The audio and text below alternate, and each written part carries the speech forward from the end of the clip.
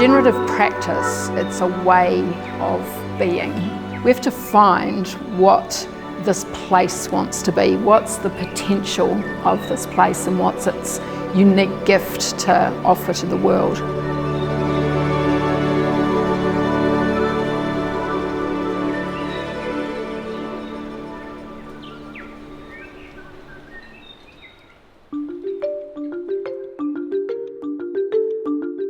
We are standing in front of Staveley Camp, which is at the foothills in mid-Canterbury, and it's one of the last and largest bits of standing forest, remnant forest left on the Canterbury Plains.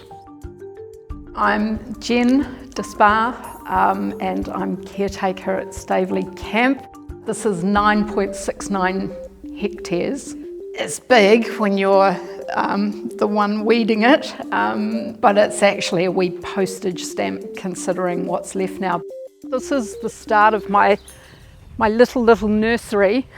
We've just taken little seedlings straight out of the ground where they have been regenerating themselves naturally. Maybe we'll be able to actually propagate stuff and spread it further out into the community. Staveley Camp is a church camp that started up in 1959. So they have contracted me in to do the weeds, and in the process of doing that I've become quite attached, built a relationship with this little piece of forest. It's a major focus now of the camp is to protect and look after the bush. So this is working with a permaculture principle, which is to create no waste. So all of the space that we've just walked through was Aotearoa with the sycamore, so that's one of our weeds is sycamore, and the other one Aotearoa. So we've got two compost bins over there which the people who come and use the camp can put all their food scraps in now, and this one here is actually my mammal composting bin, so I like the idea of the mammals feeding the trees rather than the other way around. I generally look to work as much as I can in a sort of permaculture sort of a way, create no waste, always seeing what resources we have and putting them back into things.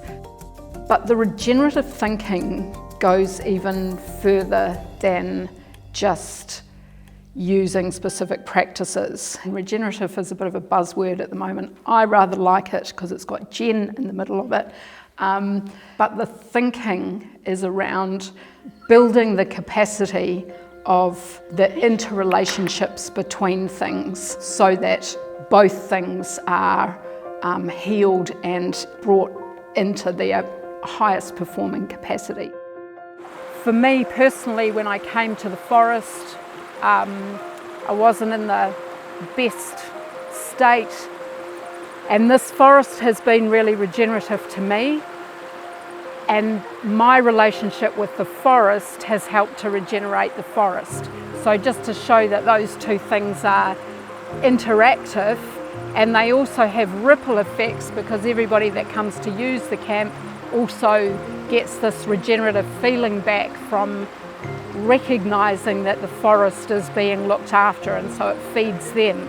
So on a very small scale, you can see that a regenerative approach builds the capacity of all the players in the system, including the land itself and the water, to build capability and abundance and all of that good life-giving stuff.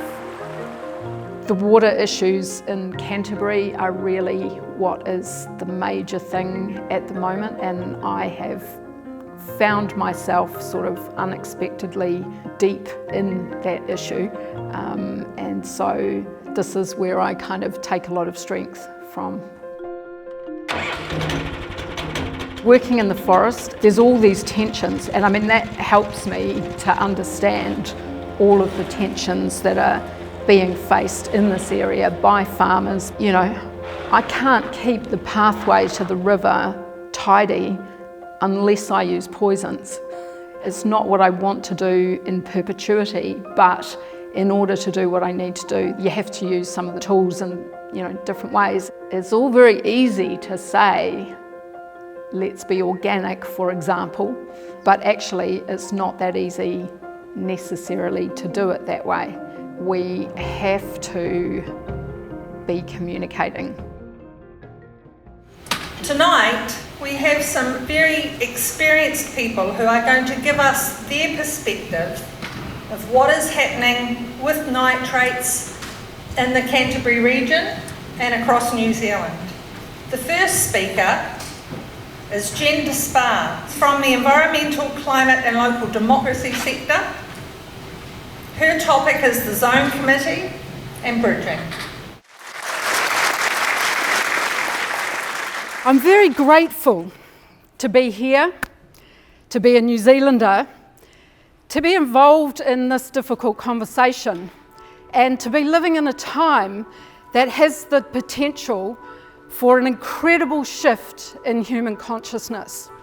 When I joined the Ashburton-Hines Zone Committee just over 2 years ago, I knew I was walking into a space where power over held sway. Power over is the worldview that sees nature as an enemy to be fought and subdued. Power over is what causes the perceived need to load up the soil with chemicals and to extract from the land more than it can comfortably give. How do we bridge the enormous divides caused by 20-odd years of such anger and resentment, frustration and loss of trust on all sides? This is a really delicate, really important and really difficult conversation to have, and it needs to be conducted with a lot of love and a lot of respect, because we are in transition from power over to power with. We need to stretch ourselves to put down our anger and our fear and our resentment, and we need to co-create the shifts that this world is calling us to make. Aotearoa New Zealand is perfectly placed right now to show the world how that can be done. I would like my legacy to be that I helped this community to start to use bigger picture thinking so that we are healing the land, actually building abundance and life-giving energy and human capability and joy and all of that good stuff.